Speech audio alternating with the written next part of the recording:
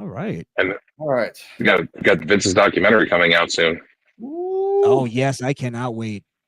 I am so eager for that. We'll review that, ladies and gentlemen. We will. They said Vince ain't have no say so in none of it. So everything Vince come out had of the no say truth. so. Well, let me ask this question real quick because this was getting thrown around. Is WWE in on this? Because they're going to Netflix and this documentary is coming out on Netflix. No, WWE has no affiliation or attachment to this project. So this is completely. Do you think they may have like lobbied with Netflix, like, hey, don't put this out if we're coming over there? Nah, because Vince is gone. It's about Vince. Vince is gone. So what does it matter? It still affects WWE though in the long run.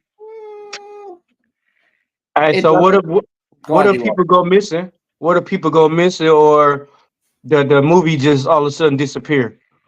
That's never gonna happen. Once it's out there, someone's gonna get it. I'm gonna blame It's Kevin out there. Sullivan. Yeah, but the part I want to say is that about the company, if the company asked Netflix, how are you making this documentary? And Netflix replied, oh, we're just gonna shit on Vince McMahon and that's it, not you guys. Then they would say, yeah, sure. If there's been no lawsuit or anything about a lawsuit about this documentary, that probably is the most logical thing that happens.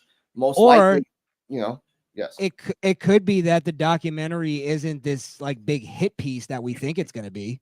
It could be more fair than we think it. They offered Janelle Grant to be on the documentary, and she refused. Yeah, because she's a liar. Talking about that. Yeah, exactly. Thank you. She absolutely was in a consensual relationship with Vince. Yeah. You saw, dude. You've seen the text messages. Yes, you've seen them. I saw not only the text messages, Joe, but I also saw the multiple love letters she wrote to him, where she was begging him to like leave his wife, basically. Yep. And anytime Vince asked her to do something, she was like, "Oh yeah, baby, that'll be great." Yeah. Yes. She was a documentary though, Joe. But if they bring up the documentary and Janelle Grant said no, that means that they already had stories leading up to that. Probably was the finale. Like, hey, like we got a whole bunch of shit, and Janelle Grant will be the final cake. But since that's out, they're probably just like mention it for like at the end of it. Oh, by the way, at the time of this documentary, Vince McMahon was doing this and this and this with Janelle Grant, as a like the end. But that means they might go as far back as Snuka and talk about that. If they're going to go by the documentary, they have to go back to at least. They have 79. A lot of stuff that they could talk about. That's not the current stuff. Yeah. And by the way, it's going to be a 6-part documentary. Oh, when they called what's her name, Janelle? Yeah. Mm-hmm. Called Janelle. They said, "Do you want to be in the documentary?" She said, "I got to ask Vince." Yeah.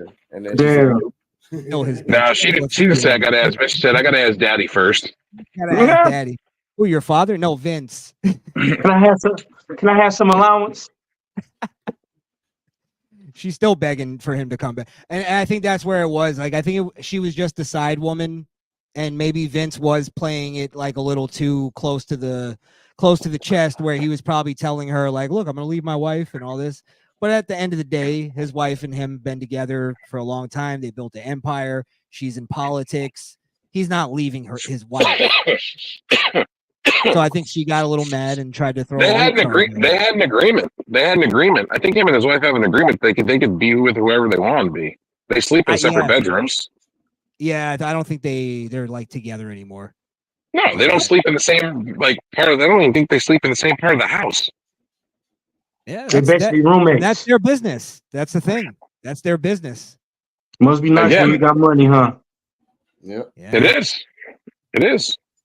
Get you a nice 20-year-old at 50, 79. You're like, Jesus. I'm just gonna turn in the old model. Yay. Oh, you're 30. You're too old now. I gotta go get one younger. Hey, let's be honest. If you had to look at Linda every night, you'd probably be thinking the same thing. Oh, it's almost as bad as looking at Hillary Clinton every day. It's Hillary. Actually, Hillary was a delicious piece back in her day. Hey, do being really drunk count? Look at old pictures of Hillary, even from the 90s. She was a milf. Hey, do being real drunk count too? If you're drunk. If you drunk, you gonna snag Linda if you drunk. Okay, that's too much. Vince's liver's going. And ladies and gentlemen, let's just go to the next topic because I know what this is going to be leading on to. All right. Hey, come on, man. I'm a saint, man. Cut it out. You are not a saint, sir. Let's just be real. You are a gentleman. Your horns hold up your halo, buddy. Wow. And Joe's covering up his tail out of his ass. So both of you guys are fucking crazy as fuck. Let's not get Ewok came on here dressed like the Grim Reaper. Talking about Jesus. I got scared. I was like, oh, wait a minute. Final takes on the Vince documentary, and then we'll move on. And then we'll get to our final topic. Interesting. Yeah. Okay. It's gonna be interesting. 6 parts at like 2 hours apiece, I think they are. Let's go. Yeah. I'll see that.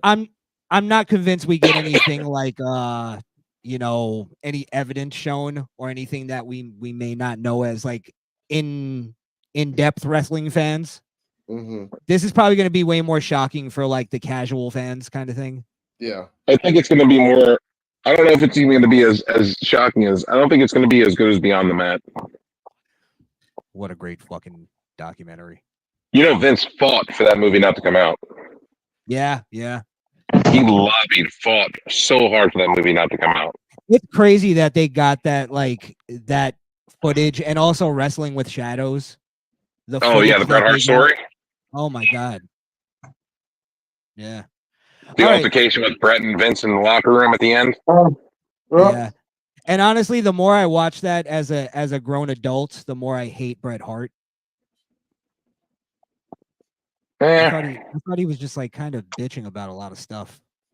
He does bitch about a lot of stuff, but I mean, he has reason for it. Yeah. Goldberg situation. Yeah, the Goldberg situation is one thing. Like he does have reason for it. I mean, he's entitled to be mad about it because he had his career cut short and ended by somebody else. Yeah, but there's a point that like anybody has to hear the advice that listen, man, you gotta let it go. You gotta let it go. It's killing you. Goldberg even said, he's like, I don't hate Bret. He's like, I love Bret. He's like, I think Bret's one of the best wrestlers of all time. He's like, but I can't apologize for this anymore. He's like, I've apologized enough. Yeah, Steven Richards just came out with a little thing on YouTube saying how reckless Goldberg was. Yeah, but Goldberg was reckless. He was because he didn't know what he was doing. Yeah. Dude, he almost killed the Undertaker in Saudi Arabia. Oh yeah. One of his last matches. Even like being older. He almost killed himself smashing his hand through a window. Like we can go back and forth how stupid Goldberg is. Let's be real though, Goldberg never really learned how to be a wrestler. No. Nope. He never learned. By the time he left, he was like still kind of untrained. Yeah. I feel like he was always a football player. Yeah. Yeah. Yeah, you're right.